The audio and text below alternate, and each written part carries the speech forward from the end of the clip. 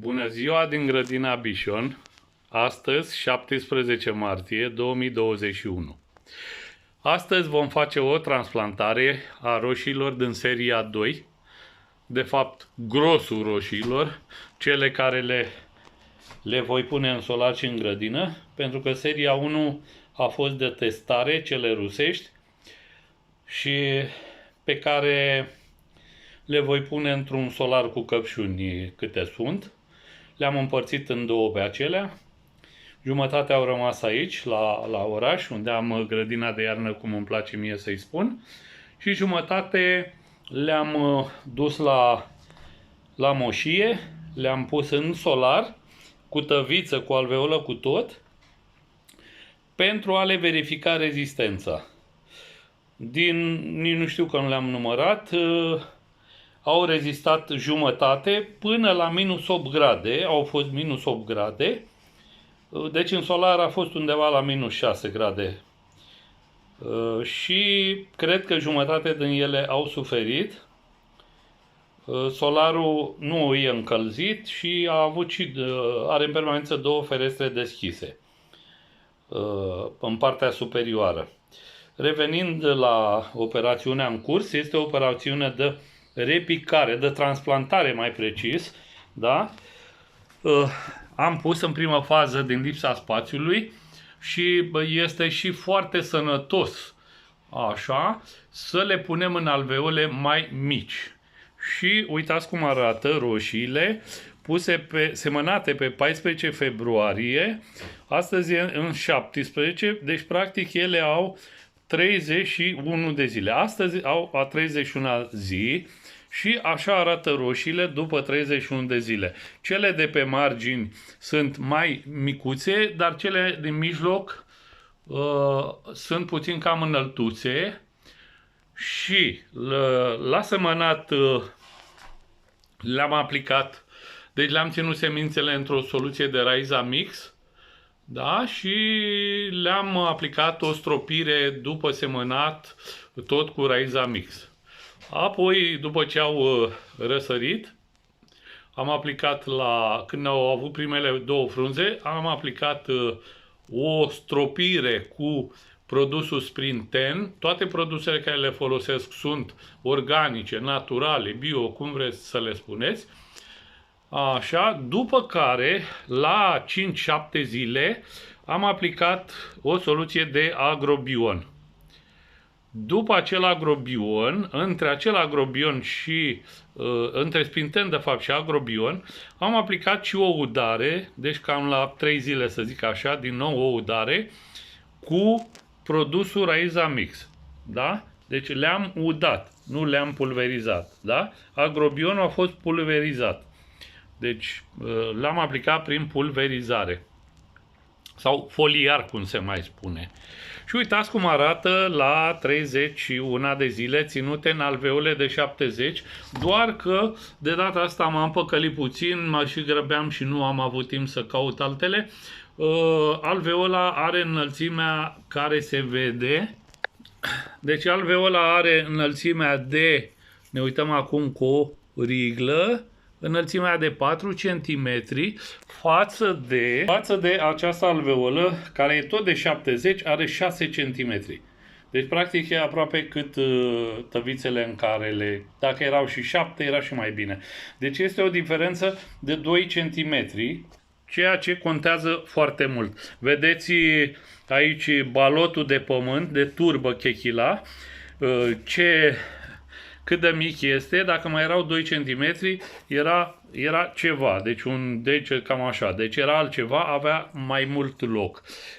În anumite zone deja, dacă se vede prin interior cele albe, sunt rădăcinile care încep să migreze dintr-o alveolă în alta, pentru că nu mai au loc în alveola lor. Și atunci, noi procedăm acum la transplantare, care se va produce într-o alveolă de 32 și, uitați, vor intra și mai adânc. Deci mai adânc cu chiar 2 cm jumate, 3, ceea ce este foarte bine.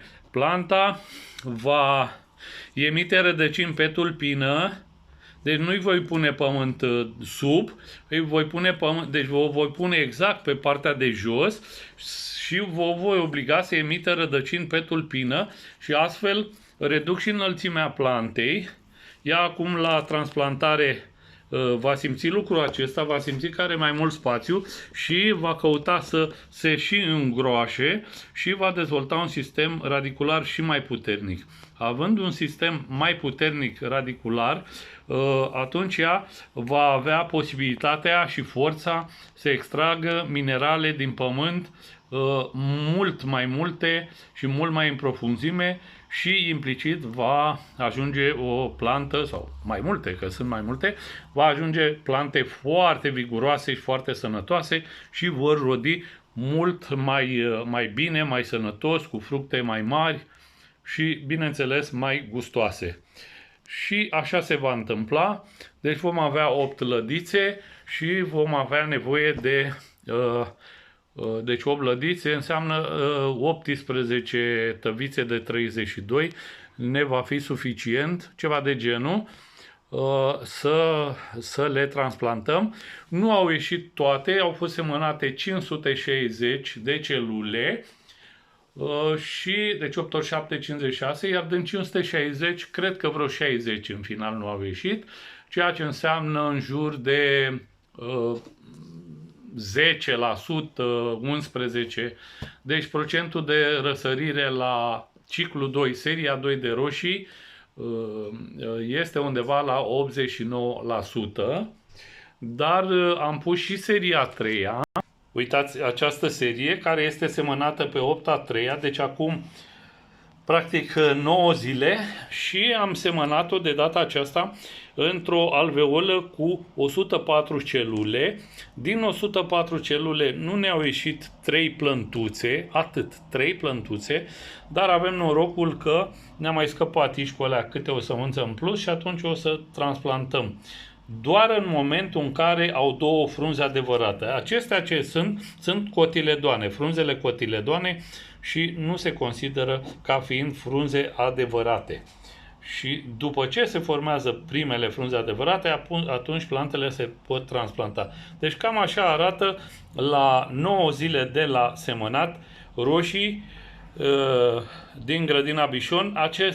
Această tăviță conține doar roșii semănate din semințe exclusiv obținute în grădina noastră, da? În anul 2020. Și asta contează și se vede și în momentul ăsta procentul de răsărire este undeva la plus 97%, 97, ceva, față de 89 în partea cealaltă, unde aici avem roșii semănate din semințe din grădina noastră, dar și roșii soiuri noi, primite de la prietenii din afară.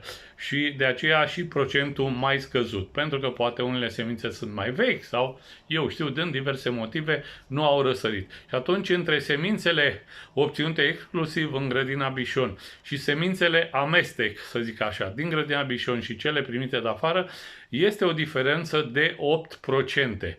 Este destul de ok, oricum am obținut foarte bine chiar și așa și este un lucru bun. Care nu știe, informez acum, noi grădina Bișon producem și semințe. Pentru anul 2021 am avut la dispoziție în jur de aproximativ 180 de soiuri.